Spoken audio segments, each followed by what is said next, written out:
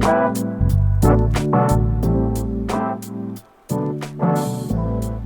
this is Andrea, and you're listening to Learn and Become podcast, an English learning podcast for you. What is up, everybody?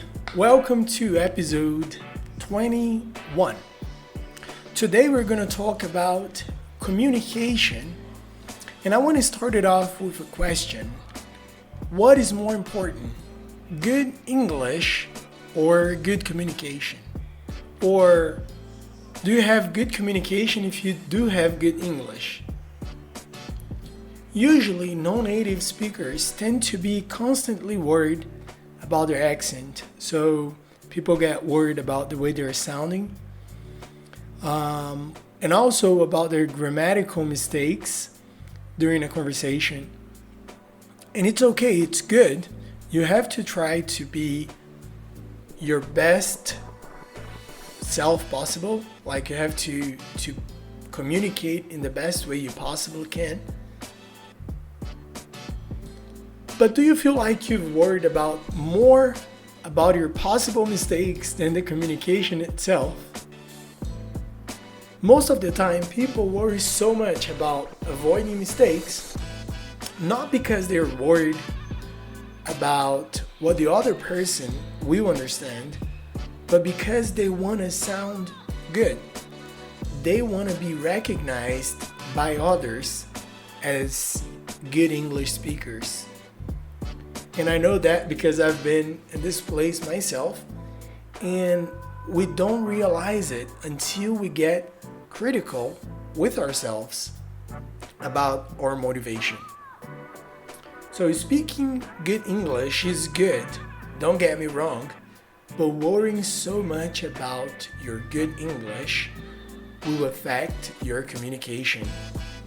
And then it becomes a problem, of course. If you can't communicate because you worry so much about the way you sound, you start to get more worried about the sounds you're pronouncing than the message itself, then there's a problem. Language is meant to communicate a message, not to be perfectly exposed in a museum. And actually, not even like arts are perfect. They have their own characteristics and their own thing.